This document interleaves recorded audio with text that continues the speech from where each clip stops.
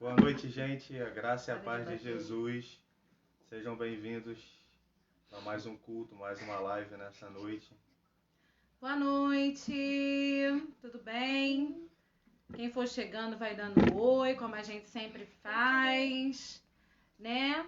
Vai dando seu oi e a gente vai dar um tempinho para vocês irem compartilhando, tá bom? Sarinha quer falar alguma coisa? Oi, gente. Hoje eu vou te dar um tchau. Já vai dar tchau? Ó, vovó Sandra, tio Vovó Sandra. Tio Gleidson. Tio Gleison. Tio Gleidson. Sejam bem-vindos, gente. Vovó Deus Regina. abençoe vocês. Vovó Regina. Vovó Regina Nós ainda vamos não. orar para Tá começar aqui, ó, Vovó o culto Regina. nessa noite. Opa. Vamos orar? Vou pedir nossa irmã Heloísa para orar nessa hora, para a gente começar o nosso culto, tá bom? Vamos orar. Vamos começar então. Senhor, nós louvamos o teu nome, porque tu és um Deus tremendo, Senhor. Amém, Senhor. E nessa noite a gente quer te agradecer pelo privilégio da vida, Senhor. Amém, Senhor. Porque o Senhor tem nos guardado, nos protegido, nos livrado de todo mal. Amém, Senhor, toma as nossas vidas em tuas mãos. Amém, Que Deus. nessa noite, Senhor, nesse momento que estamos tendo contigo, sabe, possamos desfrutar da tua Amém, doce Senhor. presença. Amém, Possamos, ó Deus, nos deleitar com a tua palavra, Senhor. Amém, E Senhor. possamos juntos entoar louvores a ti, Pai. Aleluia, Porque somente Pai. o Senhor merece. Nós te agradecemos desde já. Amém, Deus. Amém. Amém. Sejam bem-vindos, vocês que entraram depois que a gente já estava orando. Sejam bem-vindos, vamos cultuar ao Senhor nessa noite. Vamos cantar umas canções e depois meditar na palavra de Deus. Amém? Vamos cantar. A primeira canção diz: Te busco, te procuro, ó Deus.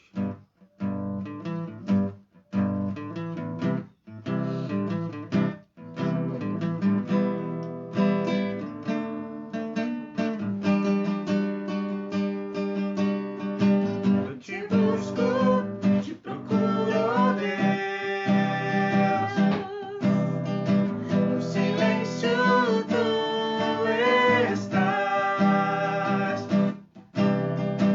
Eu te busco, toda hora espero em ti. Revela-te a mim. Conhecer-te eu quero mais.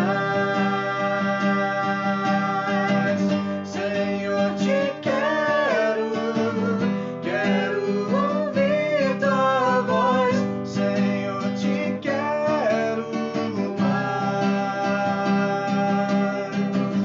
Quero tocar-te, tua face eu quero ver. Senhor, te quero mais. Prosseguindo para o alvo eu vou. A coroa conquistar. Vou lutando, nada pode me impedir. Eu vou te seguir, conhecer-te eu quero mais.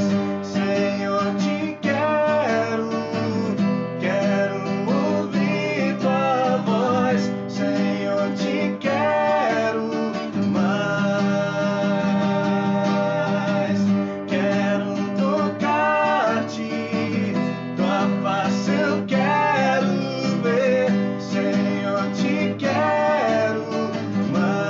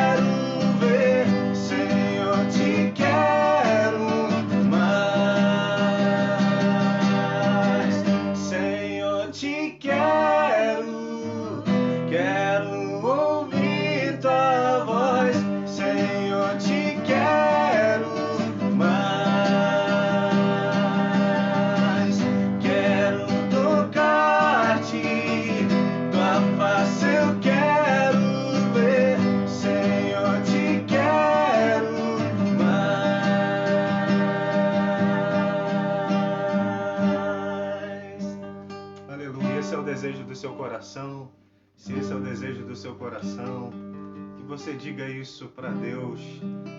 Faça uma oração agora e declare isso a Ele. Senhor, eu te quero. Eu quero ver tua face. Eu quero aprender mais da tua palavra. Eu quero ouvir tua voz, Senhor. Faça desse momento um tempo para você clamar a Deus, entregar sua vida, entregar seu culto a Deus. Nós estamos cultuando a Deus. Não é uma apresentação, até porque eu não sou artista, né? É um culto a Deus. É um culto a Deus. E culto a gente não assiste, culto a gente presta a Deus. Aleluia. Quando o Senhor disse para a mulher samaritana, Deus é espírito e importa que os verdadeiros adoradores o adorem em espírito e em verdade. É em qualquer lugar, é prestar a Deus sua adoração, seu gesto, entregar a Ele seu coração, entregue a Ele, porque Ele é o nosso Salvador. Aleluia. Foi a cruz dele que nos atraiu e nos salvou.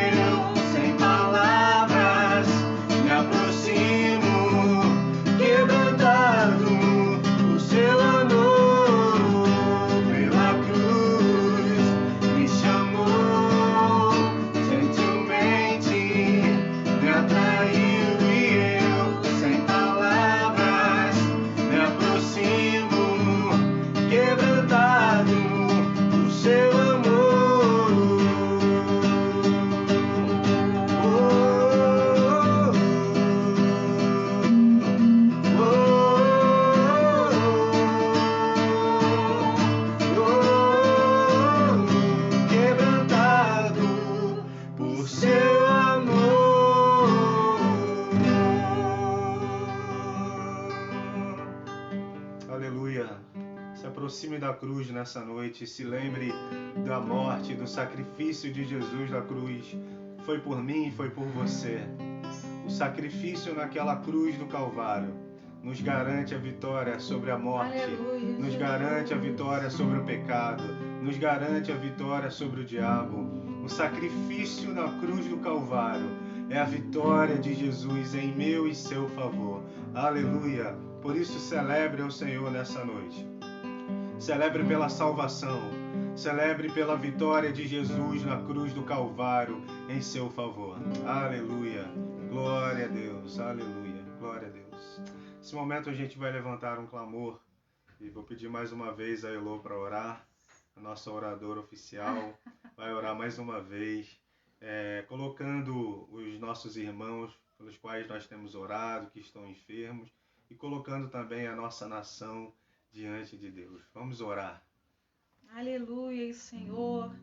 Nós louvamos o Teu nome, Pai, porque o Senhor é o Deus presente em nossas vidas. Sabe, em todos os momentos o Senhor tem se feito presente, Pai. A gente sabe que o Senhor está conosco nos dias bons e nos dias maus. Sabe, Deus,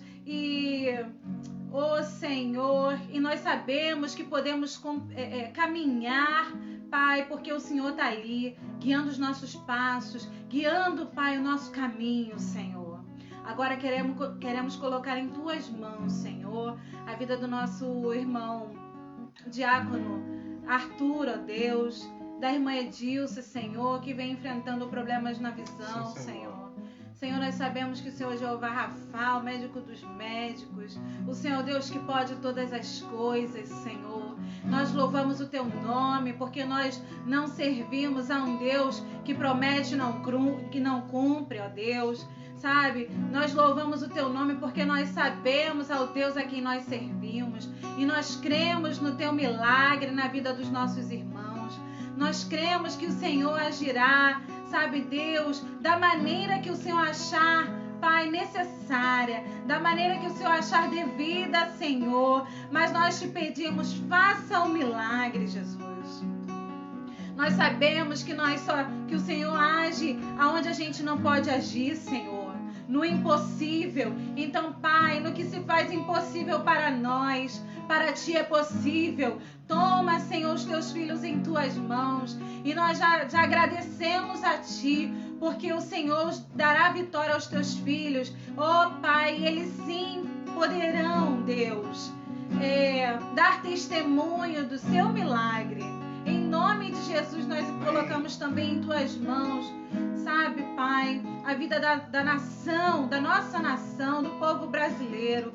Pai, que no nome de Jesus só possa estar transformando a nossa nação. Sabe, Deus, tantas profecias foram dadas que o Brasil é Teu. Sabe, Senhor, nós queremos ver, nós queremos enxergar, Senhor, toda a nossa nação para Ti.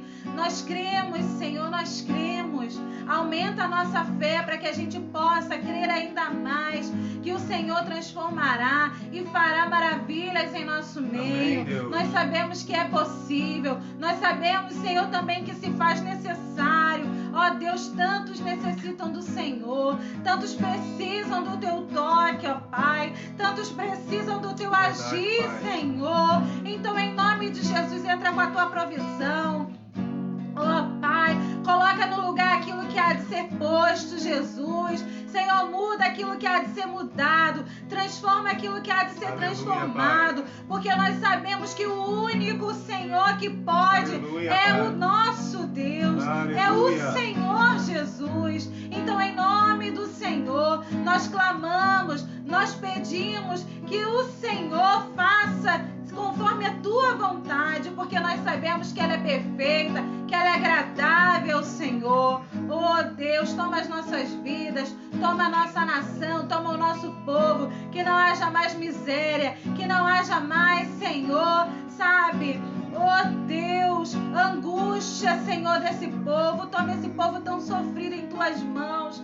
Senhor, que haja um renovo de espírito, que haja um renovo, Senhor, de caráter, Senhor, que haja um renovo de ânimo, Jesus, para que o Senhor venha reinar neste lugar. Senhor. Em nome de Jesus, Amém, nós Pai. louvamos e te agradecemos. Amém, Senhor.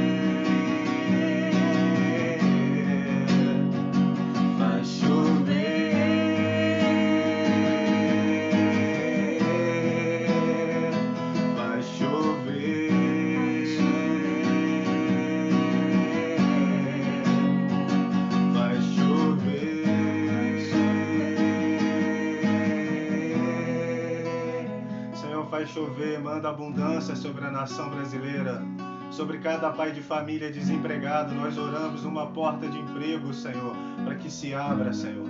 Sobre cada enfermo dessa nação nós oramos, para que a tua cura venha sobre nós. Aleluia!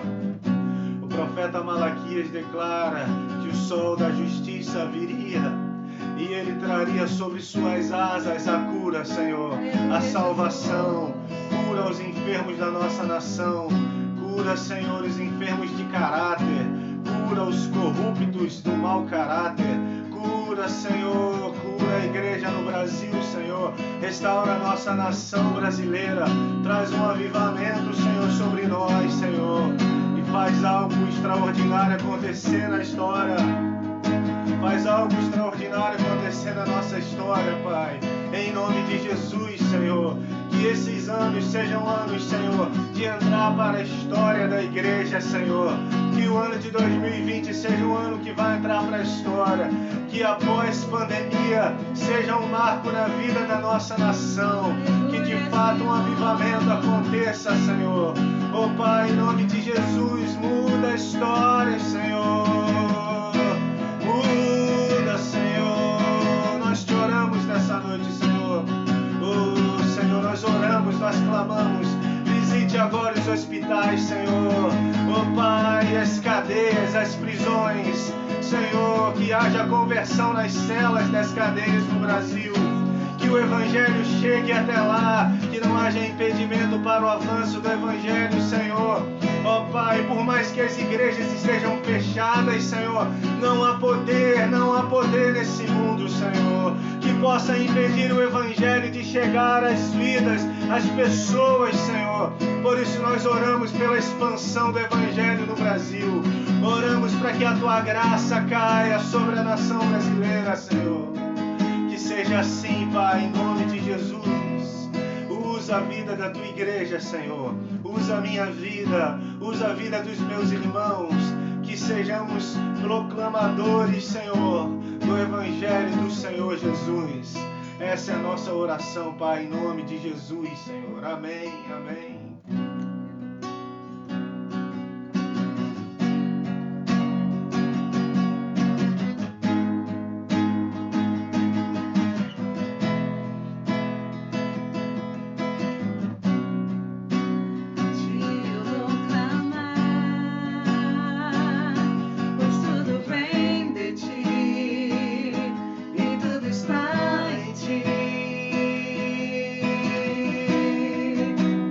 Te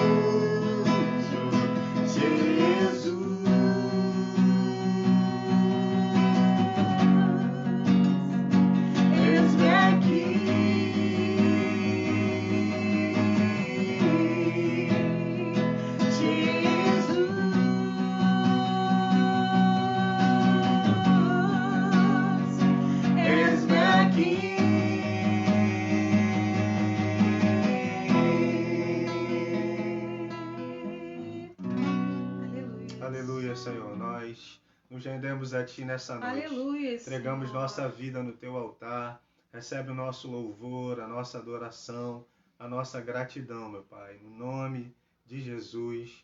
Amém. Amém. Amém. Glória a Deus. Queria partilhar a palavra de Deus com você, que está na segunda carta de Paulo aos Coríntios, no capítulo 1, versículo 21 até o versículo 24. Se você achou, queria que você mantivesse sua Bíblia aí aberta, nós vamos ler e estaremos ministrando a palavra em cima desse texto.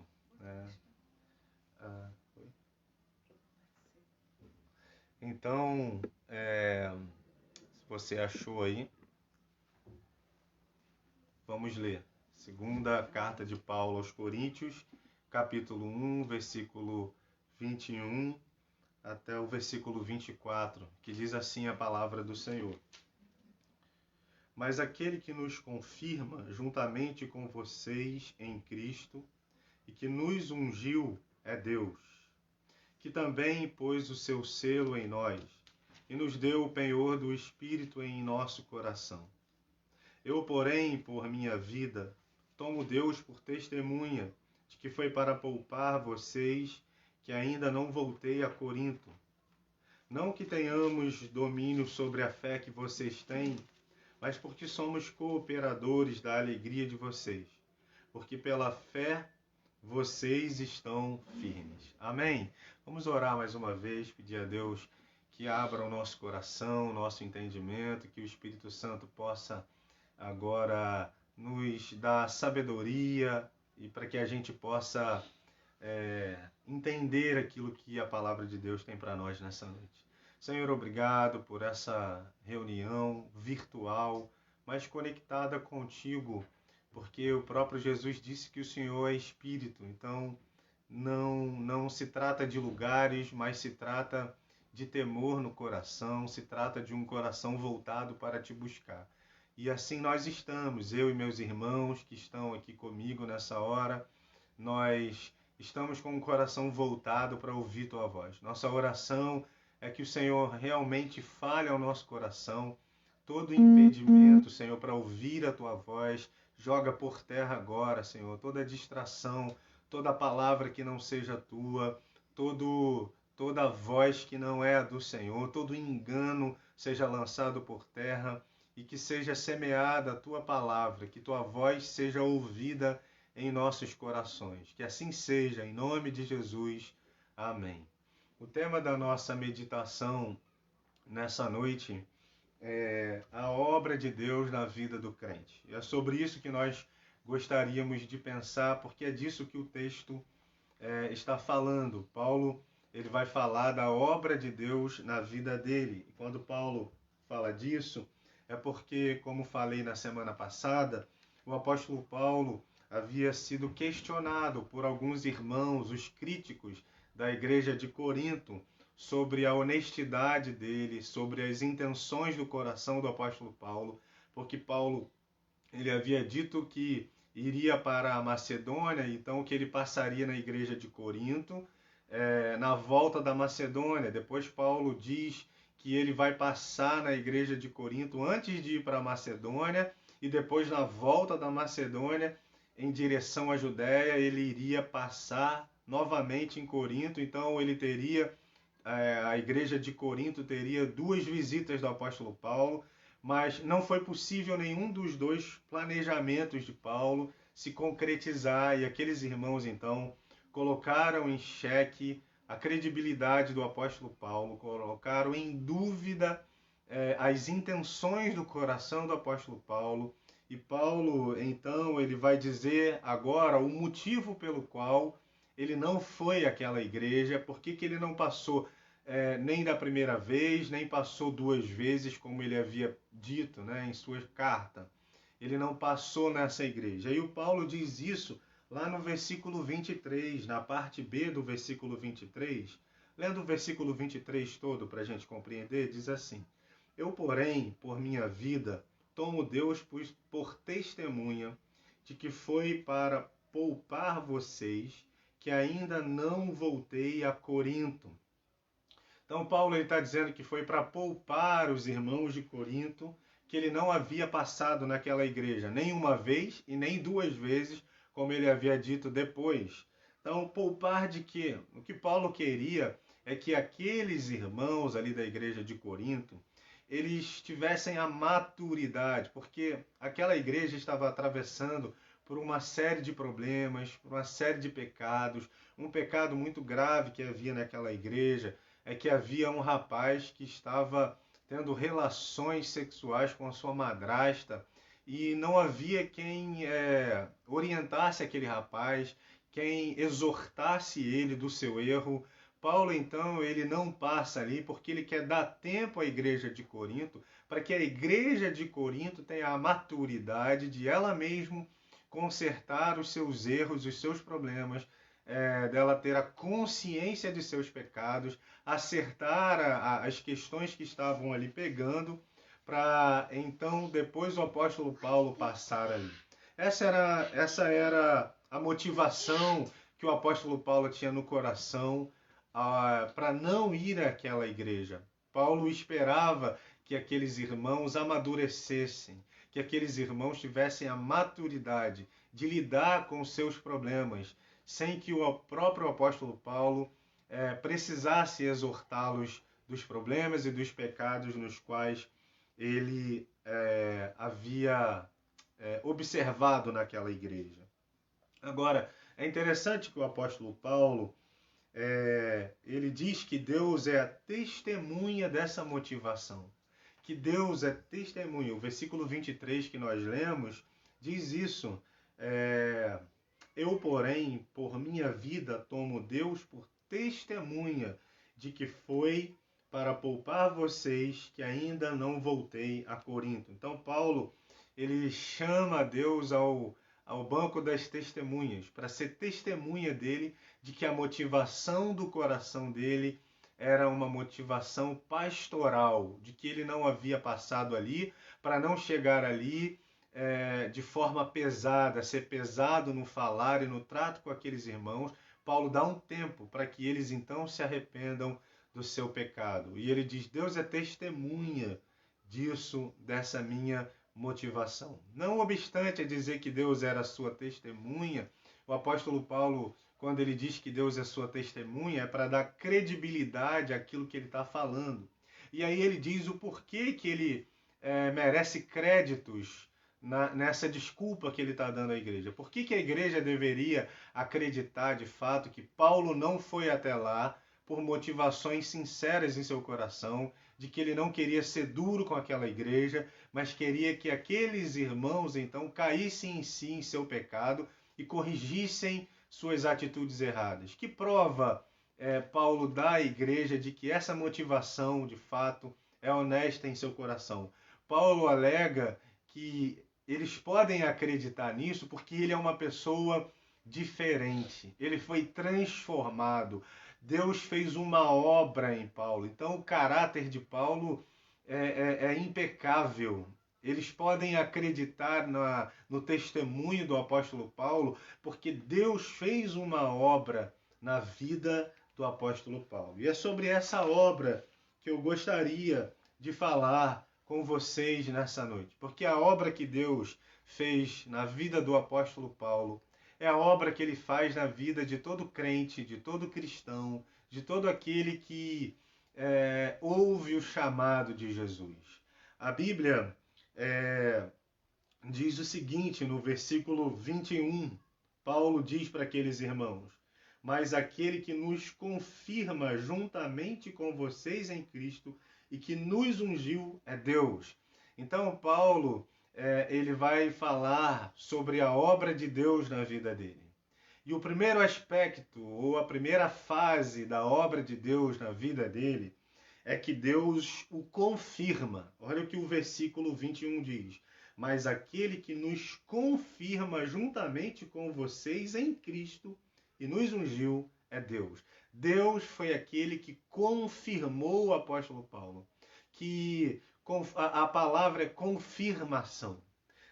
A primeira, né, parte da obra de Deus na vida do cristão é que Deus nos confirma. Ele nos chama, primeiro ele nos convoca. Vinde a mim, vós que estáis cansados e sobrecarregados, e eu vos aliviarei. Tomai sobre vós o meu jugo, porque o meu jugo é suave, o meu fardo é leve. Aprendei de mim, porque sou manso e humilde de coração, e achareis descanso para a sua alma. Jesus convoca. A primeira ação de Jesus na nossa direção é de nos chamar para segui-lo. Ele nos convoca, né? Ele faz um chamamento, uma convocação para seguir a ele. Por isso ele diz: aquele que quer vir após mim, tome a sua cruz, negue-se a si mesmo e siga-me. Ele passa por alguns lugares e vai chamando pessoas para andar com ele, para seguir a ele.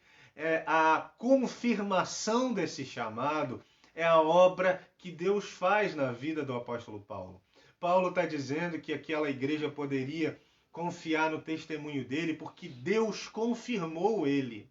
Havia uma confirmação de que, de fato, Deus havia salvado o apóstolo Paulo. Que, de fato, havia uma obra de Deus que foi realizada na vida daquele homem. Aquele homem que um dia perseguiu a igreja. Aquele homem que era um fariseu, um mestre da lei, um homem totalmente voltado à religião, impregnado pela religião judaica, um homem zeloso, sábio, inteligente, culto, um homem cheio de habilidades, cheio de sabedoria. Esse homem se depara com Jesus, e aquele encontro de Atos capítulo 9, que Paulo tem com Jesus, transforma a vida desse homem. E ele diz: é Deus quem confirma. É uma confirmação. Deus confirma de que eu fui transformado. Eu já não sou mais o mesmo. Eu já não sou mais o Saulo de Tarso. Eu agora sou o Paulo do caminho de Damasco. Porque Deus preparou um caminho, preparou um encontro. Porque a salvação é obra de Deus na nossa vida. É Deus quem opera em nós a salvação. É Ele quem nos salva. É Ele quem opera tanto o querer e o realizar. A obra é de Deus. Glória a Deus. Nossa salvação é fruto da vontade de Deus. É fruto da graça de Deus. É Deus andando na nossa direção. Quando nós olhamos para Lucas capítulo 15, nós vemos ali em Lucas capítulo 15, 3 parábolas que Jesus está contando. A parábola de uma mulher que tem 10 dracmas e que uma dracma se perde, que ela então varre a casa, ela então procura aquela dracma. Né? Naquela época, irmãos, o valor de uma dracma, ninguém em sã consciência iria varrer a casa depois de um dia inteiro de trabalho, cansado. A dracma estava dentro de casa, não tinha tanto valor assim. Ninguém iria limpar a casa depois de um dia inteiro de trabalho para procurar uma dracma que se perdeu. Esse é o conceito que Jesus está ensinando, que o nosso Deus, se para os outros nós não temos valor, se somos desvalorizados, para o nosso Deus não. Ele vem nos buscar, ele varre a casa, ele limpa, ele nos procura, ele nos busca. A salvação é obra de Deus, é Deus caminhando na direção do pecador. Depois a gente vê que ele conta a parábola de um pastor que tinha 100 ovelhas e uma dessas ovelhas se perde. E aí Jesus diz que o pastor deixa as 99 e vai atrás daquela que se perdeu. O pastor é Deus quem vem nos buscar, é Deus quem vem ao nosso encontro. E aí depois tem aquela parábola do pai que tem 2 filhos, um filho se perde, mas a gente pensa, né, que de fato é apenas a gente voltar, é apenas uma iniciativa do homem, é o homem que tem que cair em si, porque a gente olha para a parábola, para as 3 parábolas, e não sei porquê, nós só olhamos para a parábola do pai e chamamos essa parábola erroneamente de parábola do filho pródigo, mas na verdade Jesus está querendo revelar o pai, o coração do pai.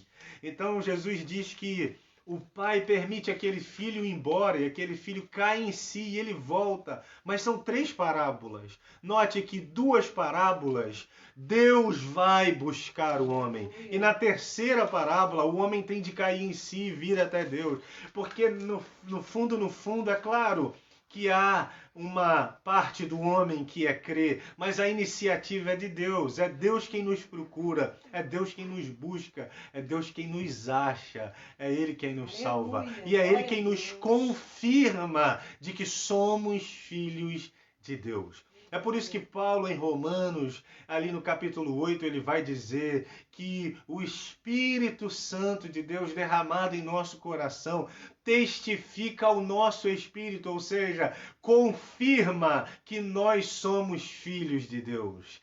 Ah, meu querido, essa é uma experiência maravilhosa, é uma experiência de confirmação da paternidade de Deus, Aleluia. de confirmação da nossa filiação. O grande pregador galês, David Martin Lloyd Jones, ele dizia que isso é uma experiência com Deus. O que Paulo está dizendo em Romanos capítulo 8, que o Espírito Santo confirma dentro de nós, no nosso espírito, que somos filhos de Deus. É uma experiência, isso é experimentado. É um dia em que o Espírito Santo fala ao nosso coração, nós vemos a realidade do que fomos, vemos a realidade de onde Ele nos tirou, do lamaçal do pecado onde Ele nos tirou, e vemos a realidade da transformação dele em nossa vida. Temos essa experiência de nos vermos como filhos amados de Deus. Paulo está dizendo, foi Deus quem me confirmou em Cristo, como confirmou também vocês. Então Paulo está dizendo para aquela igreja, eu sou digno de confiança, eu sou um homem de palavra, vocês podem acreditar na minha palavra tem valor, porque eu sou um homem confirmado por Deus. Deus confirmou o meu chamado, a obra de Deus foi consumada e foi confirmada em mim, na minha vida. A obra de Deus começa assim, com o chamado e a confirmação desse chamado. A palavra que o apóstolo Paulo usa no grego para essa expressão confirmar, a palavra bebaion, ela se remete a um termo que significa um relacionamento indiscutível e indestrutível.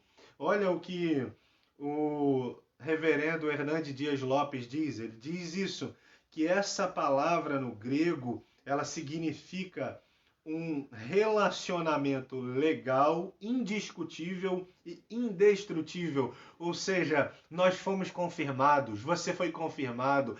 Há um relacionamento entre você e Deus, indiscutível. Ninguém pode colocar em dúvida a obra de Deus na sua vida. Ninguém pode colocar em dúvida, em xeque, a obra de Deus na vida de um crente. Se ele passou pela cruz, se ele passou pela regeneração, está confirmado. É Deus quem confirma. Isso nos fala também da nossa certeza da nossa salvação, da segurança da nossa salvação, de que Deus nos salva, confirma que somos salvos. É por isso que Jesus disse, ninguém vem a mim se o Pai não trouxer, mas aqueles que vêm a mim, que o Pai empurra na minha direção, são minhas ovelhas, eu as tenho em minhas mãos, ninguém as arrebatará das minhas mãos. Glória a Deus! Nós fomos confirmados, é indestrutível o que Deus fez em nós. A obra de Deus em nós é indestrutível. É por isso que o apóstolo João, ele vai dizer lá na primeira carta de João, aquele que é nascido de Deus, o maligno não lhe toca. O que isso significa? Talvez a gente possa pensar, aquele que é nascido de Deus, o maligno não lhe toca, então significa que o diabo não pode me atazanar, que eu não posso ser tentado pelo diabo, que o diabo não pode armar contra a minha vida. Não, não é isso. Se você olhar, a igreja foi perseguida e tudo isso nós sabemos que é obra do diabo. Em toda a história na Bíblia e na história da igreja, nos séculos passados, o diabo se levanta assim contra a igreja. Então o que João está querendo dizer? O que o João está dizendo em sua carta quando ele diz, aquele que é nascido de Deus, o maligno não lhe toca. Ele está dizendo a base da conversa, o foco da conversa de João com a igreja é a regeneração, o novo nascimento. Ou seja, a obra da regeneração, aquele que é nascido de Deus, aquele que passou pela água, que nasceu da água e do Espírito, como diz Jesus em João, capítulo 3, a Nicodemos, aquele que nasceu da água e do Espírito.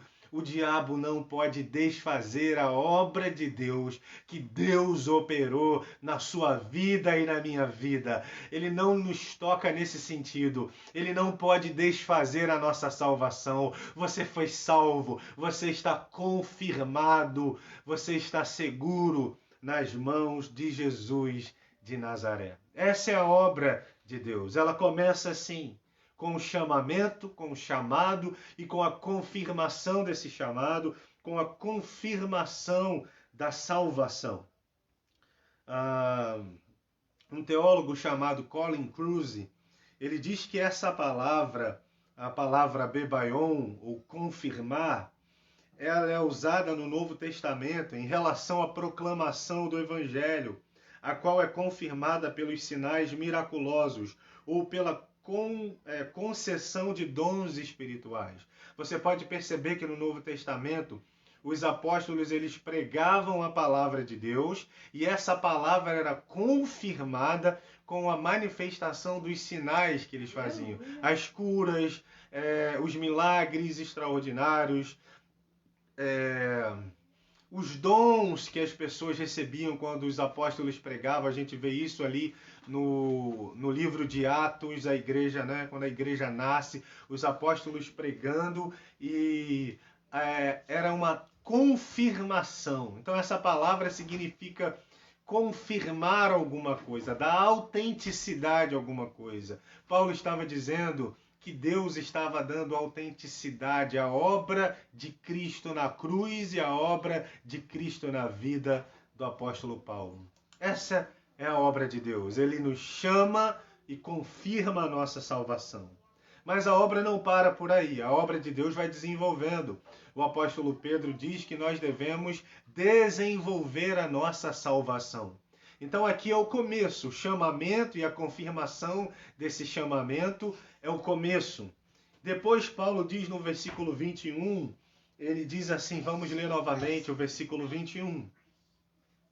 Mas aquele que nos confirma juntamente com vocês em Cristo e que nos ungiu é Deus. Então a obra de Deus é a confirmação, é o chamado e a confirmação do chamado, a convicção da salvação, e também a obra de Deus é a unção de Deus. Deus ungiu cada crente. Ele diz, ele nos ungiu. A palavra usada aqui para unção ou para ungir, Paulo usa para escrever essa igreja, é a palavra, no grego, a palavra crisma, que tem o significado ou o sentido no Novo Testamento, tem 4 sentidos no Novo Testamento. Essa palavra, ela tem 4 sentidos aqui no contexto do Novo Testamento. O primeiro sentido da palavra ungir ou da palavra unção é o uso do óleo derramado sobre um corpo para o sepultamento. No tempo de Jesus, eles faziam isso. Eles ungiam o corpo para o sepultamento, né? O corpo do morto. Ele era passado um bálsamo sobre aquele defunto, né? Para que ele pudesse ir para ser sepultado. O segundo significado da palavra unção no Novo Testamento, dentro do contexto do Novo Testamento, é o uso de óleo sobre o corpo ou parte do corpo para a cura da enfermidade.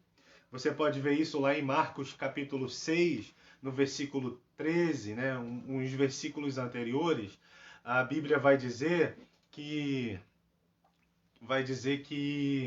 Jesus chama os discípulos, 12 apóstolos, e empodera esses apóstolos para saírem de 2 em 2 anunciando o evangelho. E ali em Marcos capítulo 6, vai dizer ali no versículo 11, 12 e 13, que eles foram por toda parte pregando o evangelho, curando os enfermos e ungindo esses enfermos com óleo e expulsando os demônios daqueles que estavam possessos de demônios e de espíritos malignos. Então, o óleo era usado para a unção dos enfermos. Ele era também com fins medicinais. É por isso que você vê Tiago dizendo isso lá no capítulo 5 da carta de Tiago, no versículo 14. Se alguém está enfermo, chame os presbíteros que vão orar por esse enfermo e ungir esse enfermo. A unção ali era um óleo mesmo natural, algo que tinha como a finalidade de colocar sobre a enfermidade para curar. Não era uma coisa mística, era uma coisa natural, era como se fosse um medicamento, uma medicação.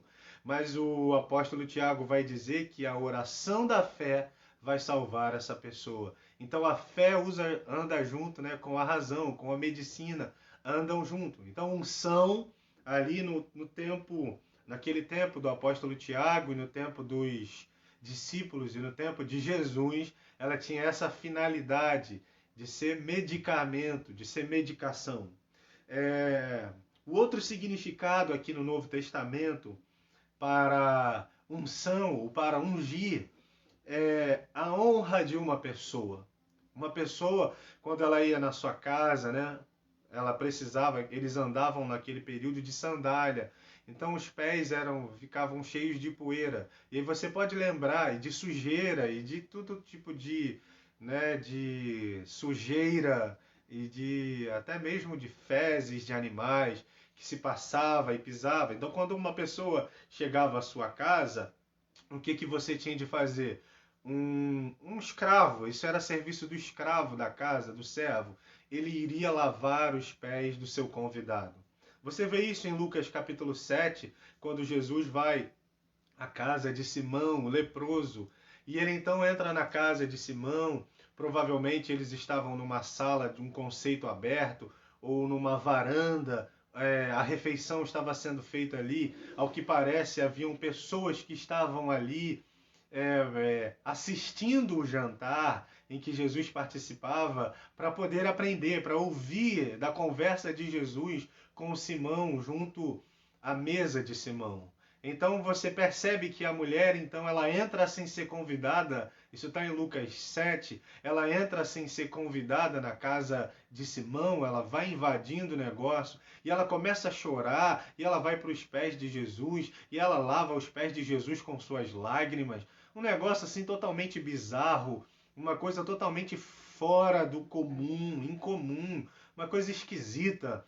E aquela mulher faz isso e depois ela começa a derramar um bálsamo, um perfume, um unguento. Ela começa a derramar um perfume precioso, né, de nardo, nos pés de Jesus. E ela derrama, ela está ungindo os pés de Jesus, dando honra a Jesus.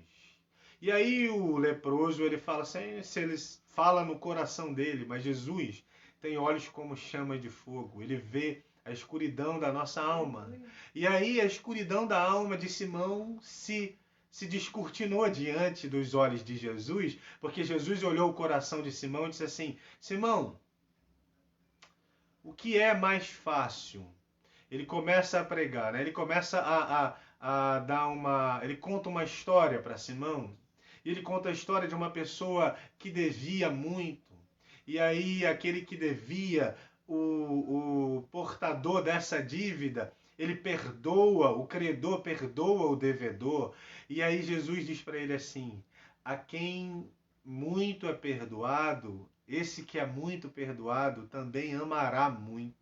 Jesus estava dizendo que aquela mulher o amava muito. E aí Jesus fala, eu entrei na sua casa, você não me deu um ósculo, que era uma coisa comum, você não lavou os meus pés, não me deu água para os pés, mas essa mulher lavou os meus pés com as lágrimas, enxugou com os seus cabelos, ela ungiu os meus pés, era uma atitude de honra.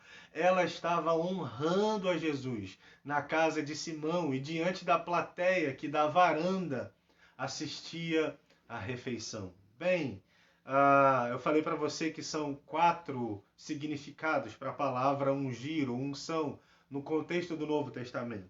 O 4º significado dessa palavra unção é separação de uma pessoa para uma missão específica no reino de Deus.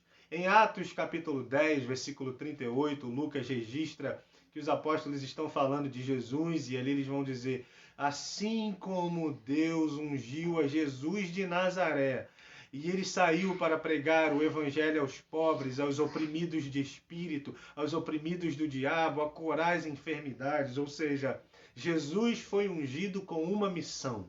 A unção deu para Jesus uma propósito. A unção de Deus, do Espírito de Deus sobre a vida de Jesus é para dar propósito, é para dar missão à vida de Jesus. É por isso que você vê Jesus, ele vai na sinagoga, ele abre o rolo, e quando ele abre o rolo do profeta Isaías, ele lê a profecia que estava se cumprindo sobre a vida dele. Ele lê sobre um servo do Senhor, um ungido do Senhor, que está ali em Isaías 61. Ele abre Isaías 61 e ele começa a ler: porque Deus me ungiu para pregar boas novas aos quebrantados, pregar o evangelho aos pobres, libertar os que estão em cativos. E aí ele vai falando: pôr em liberdade os que estão aprisionados e dar alegria aos que estão em pranto, dar vestes de louvor ao que estão em cinza. Ou seja, há um para quê, há um propósito. A unção é para uma finalidade. A unção é para cumprir uma missão específica. E Paulo está dizendo: há uma unção de Deus sobre a minha vida. A unção de Deus está sobre o cristão. A unção de Deus está sobre o crente. Para quê? Para cumprir uma missão.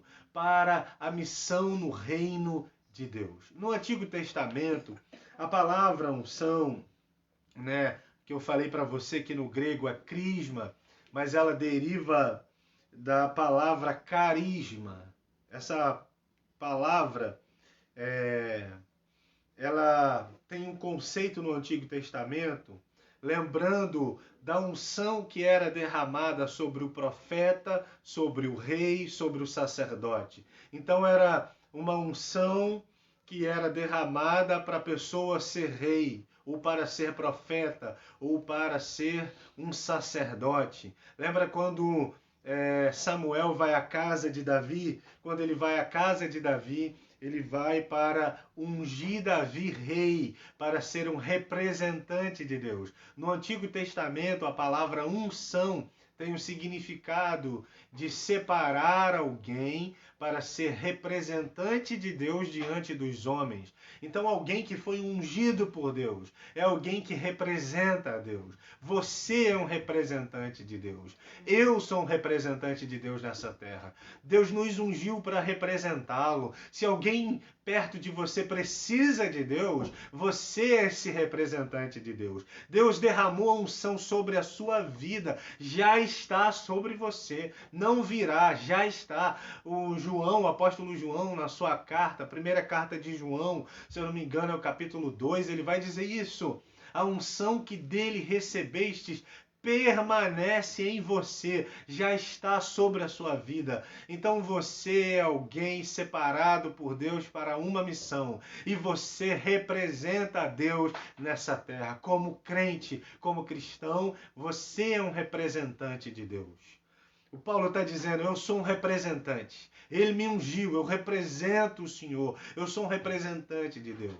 Mas eu lembro uma vez que eu entrei no gabinete do pastor Fábio Simões, eu era membro ainda da igreja de Nilópolis, e o pastor Fábio Simões, ele estava meditando sobre esse texto que falava sobre a unção de Davi.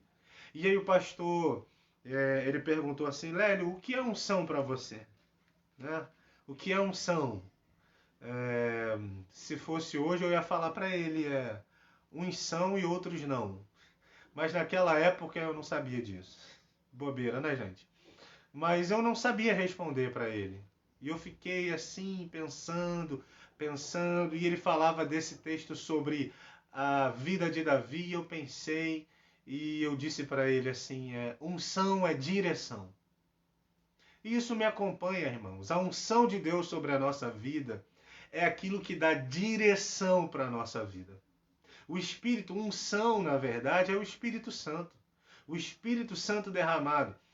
A unção no Antigo Testamento, que era derramado o óleo ali para ungir o rei, o óleo que era derramado sobre o sacerdote para ungir o sacerdote, o óleo que era derramado sobre o profeta, para ele ser profeta, para o encargo de profeta, representa o Espírito Santo.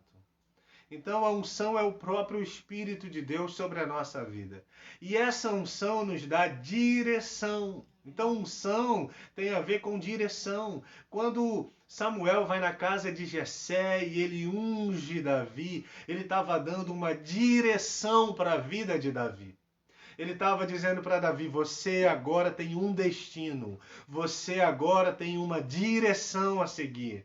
Você que estava cuidando das ovelhas do seu pai, você que era o filho caçula, né? O filho caçula não tinha vez, porque o filho mais importante dentro daquela cultura era o filho primogênito, porque o filho primogênito era aquele que, na ausência do pai, seria o líder do clã, seria o líder da família. Então pense, Davi é o filho mais novo, esquecido por seu pai, porque quando Samuel chega na casa de Jessé, ele manda chamar os filhos, vem todos os filhos menos Davi. Davi estava lá, atrás das ovelhas, cuidando das ovelhas do seu pai. Mas quando Samuel derrama unção sobre Davi, está dizendo, né? Deus estava dizendo para Davi, quando Samuel unge Davi, a partir de agora, você tem um destino, você tem uma unção, você tem uma direção a seguir. A direção para você é o trono, a direção para você é ser meu representante diante do povo. A partir desse momento e na hora certa, eu te colocarei como meu representante. A unção de Deus está sobre a tua vida para te dar direção, direcionamento. Pastor, isso é verdade? Se ainda há dúvida sobre a sua vida, eu quero te evocar aqui, ou invocar aqui, o texto de João, capítulo 14, quando Jesus diz, né, ali, acho que é 14, 15, 16, ele está se despedindo. Capítulo 14, 15 e 16, Jesus está se despedindo dos seus apóstolos, dos seus discípulos. E aí ele vai dizer assim, não vos deixarei órfão, eu enviarei para vocês um outro consolador. A palavra que Jesus usa, né, eu vou enviar outro consolador, essa palavra no grego tem uma conotação de ser alguém da mesma espécie.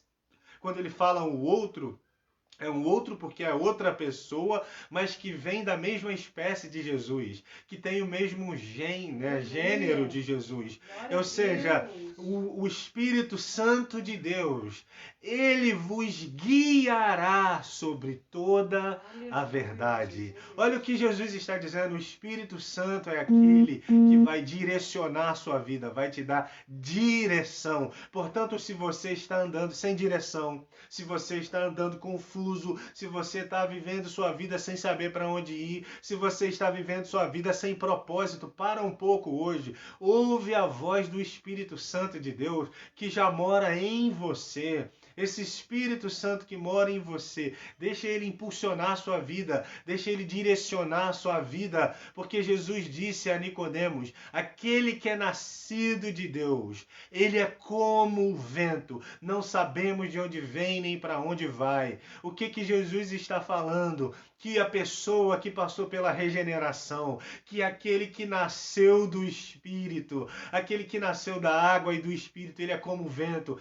ele é levado, ele é impulsionado por quem? Pelo Espírito de Deus. É o Espírito de Deus quem impulsiona essa vida, é o Espírito de Deus quem dá direção para a vida daqueles que foram regenerados em Cristo Jesus.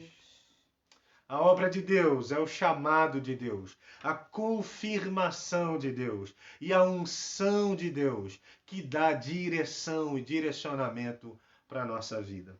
A obra de Deus também é o selo do Espírito Santo em nossa vida. No versículo 22, o apóstolo Paulo diz a essa igreja que também pôs o seu selo em nós e nos deu o penhor do Espírito em nosso coração. O Espírito Santo é o selo de Deus na nossa vida. A expressão nos selou vem do grego espragizo, que por um selo em colocar em alguma coisa, em um documento comercial, em um contrato, né, que eram feitos entre partes. Por exemplo, lá no cartório onde eu trabalho, quando alguém vai vender um imóvel para uma pessoa, mas ainda não vendeu, não fez, né, essa venda não se concretizou, ele faz um documento, um contrato chamado contrato de promessa de compra e venda. Aquilo ali é um selo que garante que o vendedor, o dono do imóvel, de fato se comprometeu a vender o imóvel para aquela pessoa, mesmo que seja daqui a 1, 2, 3 anos. Então aquilo ali é um selo, é uma garantia, dá uma garantia, sela, é um selo de propriedade, né, de que aquele imóvel se tornará propriedade daquela pessoa que tem a promessa, o documento chamado promessa de compra e venda. O Espírito Santo é esse selo sobre a vida do cristão. É o selo que dá a garantia, né, que nos dá uma garantia. A Bíblia brasileira de estudo, ela diz assim, que o selo ele sugere uma imagem pastoril em que um animal é selado, marcado com ferro quente sobre a pele para indicar quem é seu dono. Ele indica propriedade. O selo também lembra, né? Você já viu o gado, né, que tem o símbolo do dono do seu gado. Né? Ele é marcado com ferro quente ali. Ele representa que aquele gado é propriedade de alguém. O Espírito Santo sobre a tua vida significa que você é propriedade de Deus, que nós somos propriedade. O apóstolo Pedro diz na sua primeira carta que vós sois geração eleita, propriedade exclusiva de Deus, povo de propriedade exclusiva de Deus. O sangue de Jesus nos comprou para Deus. Apocalipse capítulo 5 diz isso, que ele comprou para o seu Deus, gente de toda a tribo, povo, língua e nação, sobre a minha vida, sobre a sua vida, ao selo do Espírito Santo. No Antigo Testamento, esse selo era circuncisão. O povo judeu, para falar que era o povo de Deus, para provar que eles eram o povo de Deus, os homens tinham uma marca sobre o seu prepúcio, a circuncisão. Mas no Novo Testamento, o apóstolo Paulo, na Nova Aliança, o apóstolo Paulo evoca a verdadeira circuncisão. Ele vai dizer em Gálatas que a verdadeira circuncisão não é aquela que é feita no corpo, mas é aquela que está no coração. É o selo do Espírito. É a marca de que somos propriedade exclusiva de Deus. Gente de Deus, você pertence ao Senhor Jesus. Você pertence a Deus. Ele selou a sua vida. Ele selou a sua vida. E em quarto lugar, o apóstolo Paulo, ele vai dizer no versículo 22, eu, porém, por minha vida, versículo 22, que também pôs o seu selo em nós e nos deu o penhor do Espírito em nosso coração. O Espírito Santo não apenas nos marcou, nos selou, Deus não apenas nos marca. Então eu dizia que o Espírito Santo não apenas nos selou, mas ele também nos deu o penhor, a garantia. O Espírito Santo que habita em nós não é só a marca de que somos propriedade de Deus, como também penhor dele, que ele nos dá como garantia de que vai nos conceder a herança que nos prometeu. a herança que nos aguarda. O penhor do Espírito é a garantia de que nós receberemos a coroa da vida. É a garantia de que coisas que nem olhos viram, nem ouvidos ouviram, nem jamais penetrou no coração do homem, nos serão concedidas naquele grande dia. Então, o Espírito Santo é o penhor, a garantia de Deus na nossa vida. O teólogo William Barclay, ele diz que a palavra grega para penhor é arrabon, traduzida por penhor, correspondia à primeira parcela de um pagamento. Um outro teólogo, chamado Simon Kistemaker, diz que Deus nos deu o Espírito Santo como um depósito, uma primeira prestação. Temos a garantia de que depois do depósito inicial vem uma prestação subsequente. Ou seja, Deus nos dá o penhor do Espírito como a garantia de que as coisas que ainda não foi revelada aos homens nos pertencem. Nós temos esse penhor, nós temos essa garantia. Nós estamos garantidos, temos a certeza de que o que nos aguarda é a ressurreição, é a nova Jerusalém, são ruas de ouro, coisas que o Senhor preparou para nós. Amém? Glória a Deus. Glória a Deus. Glória a Deus. Aleluia. Glória a Deus. O Espírito Santo é o penhor. O Espírito Santo é o penhor de Deus, a garantia do que olho não viu, ouvido não ouviu e jamais penetrou no coração do homem. Isso Deus tem preparado para você. Por isso Deus fez uma obra na sua vida. Por isso Deus te chamou, te salvou, confirmou o seu chamado e sua salvação.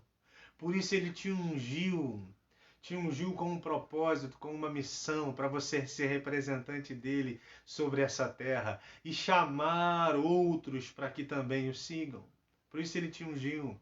Selou você para que você saiba que você é a propriedade dele. Você pertence ao Senhor. Por isso ande de modo digno de gente que pertence ao Senhor. Dê bom testemunho por onde você passar. Exale o bom perfume de Cristo. Que assim seja. E lembre-se que o Espírito Santo sobre a sua vida é a garantia do que Deus tem para você na eternidade. Que Deus te abençoe nessa noite. Que Deus derrame graça sobre sua vida. Eu queria orar com você. Eu queria que a gente orasse sendo grato a Deus pela obra de Deus na nossa vida, por essa obra maravilhosa que é o derramamento do Espírito, que foi o cumprimento de Joel capítulo 2 sobre a sua vida, sobre a minha vida. No dia da nossa conversão, o Espírito Santo nos selou, foi derramado sobre a gente. Joel capítulo 2 se cumpriu lá em Atos capítulo 2 e vem se cumprindo até hoje. Toda vez que alguém é chamado a seguir a Jesus e é convencido pelo Espírito Santo a seguir, e se vê pecador e é regenerado, toda vez que essa pessoa ela é regenerada, uma pessoa regenerada, ela é selada, o Espírito é derramado sobre ela, a garantia, o penhor é colocado nesse coração. Por isso eu te convoco a orar, a ser grato a Deus por essa obra de Deus em nossas vidas. Senhor, muito obrigado. Obrigado por essa noite, obrigado pela tua palavra. Obrigado pelo Espírito Santo, nosso companheiro, nosso guia, aquele que direciona a nossa vida, que nos leva por toda a verdade. Eu oro agora, Senhor, grato pela tua obra na nossa vida. E oro também por aqueles, Senhor, que ainda não experimentaram a conversão, não ouviram tua voz ser chamando eles a te seguir e não experimentaram a salvação em Cristo Jesus. Eu oro por essas pessoas. Oro para que a tua graça as alcance. Oro para que a bondade do Senhor chegue em cada vida, em cada coração. que onde houver alguém agora, Senhor, ou depois vendo a gravação, que ainda não foi encontrado pelo Senhor, que seja achado, seja encontrado, seja salvo, seja selado pelo Espírito Santo de Deus. Também oro, Senhor, para que em nós, os que já passamos por essa experiência, sejamos gratos ao Senhor pela obra do Senhor em nossa vida. Também oro por aquele irmão que talvez esteja andando sem direção, sem saber para onde ir, sem saber o que fazer. Nesse momento de crise, ele está sem direção. Não sabe o que fazer da sua vida, para onde ele deve dirigir sua vida, sua casa, sua família, por que caminhos percorrer. Que esse irmão ouça a voz do Espírito Santo, porque o Espírito Santo é o nosso guia, ele nos dá direção, direciona a vida desses irmãos, Senhor, que estão sem direção nesse momento. Amém. Sem direção do que fazer na vida, sem direção para onde ir, Senhor. Diante de tomadas de decisões, diante de que igreja ficar. Talvez tenham pessoas afastadas agora, precisando de uma direção. Senhor, direciona elas a uma igreja, Senhor. Direciona os que estão afastados, que eles sejam encontrados, encontrem uma porta, uma igreja que prega o evangelho genuinamente. Senhor, que eles sejam direcionados, Senhor. Ó Pai, em nome de Jesus, nós te oramos e agradecemos. Amém. É isso, gente. Deus abençoe sua vida, sua família, sua casa. Obrigado por estar conosco até agora. Um beijo no coração de vocês. Uma boa noite, um bom fim de domingo abençoado a todos vocês. Um beijo no coração. Aos irmãos da Igreja Congregacional de Vila Norma, nosso pastor Vanderlei. Um beijo, pastor, a todos os líderes aí da nossa igreja, aos líderes da nossa congregação Viva Esperança, aos irmãos aqui da congregação Viva Esperança, um beijo no coração. A você que não é de nenhuma das nossas igrejas também, mas que esteve nos acompanhando, nosso amigo, amiga, Deus abençoe a vida de vocês. Uma semana abençoada a todos. Beijos. E a Sara quer dar um recado. Vem, Sara. Tchau, pessoal! Beijo, gente. Tchau, gente. Beijo, boa semana. Beijo, pessoal! Fiquem na paz. Tchau.